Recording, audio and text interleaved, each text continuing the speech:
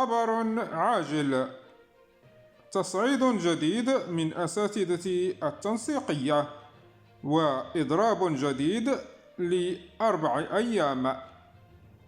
إليكم التفاصيل. صعدت التنسيقية الموحدة لهيئة التدريس وأطر الدعم بالمغرب في وجه شكيب بن موسى وزير التربية الوطنية والتعليم الأولي والرياضة. وقررت التنسيقية نفسها وفق بلاغ صادر عنها خوض إضراب وطني أيام الاثنين والثلاثاء والأربعاء والخميس المقبلة، مع تنظيم وقفات أمام المديريات الإقليمية والأكاديميات الجهوية يوم الأربعاء ابتداء من 10:10 صباحا.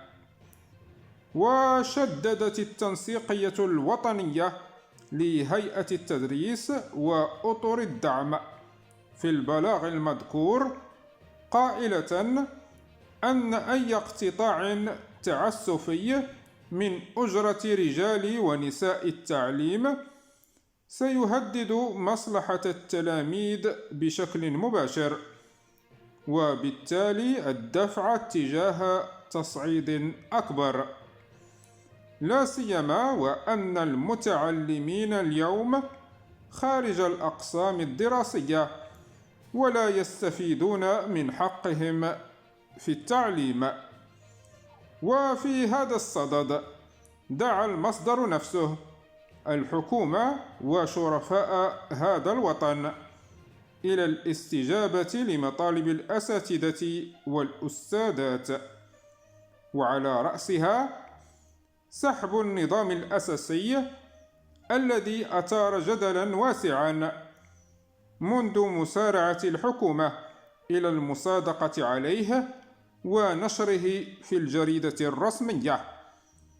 وتجدر الإشارة إلى أن قطاع التربية الوطنية يعيش على صفيح ساخن منذ اليوم العالمي للمدرس في 5 أكتوبر المنصرم،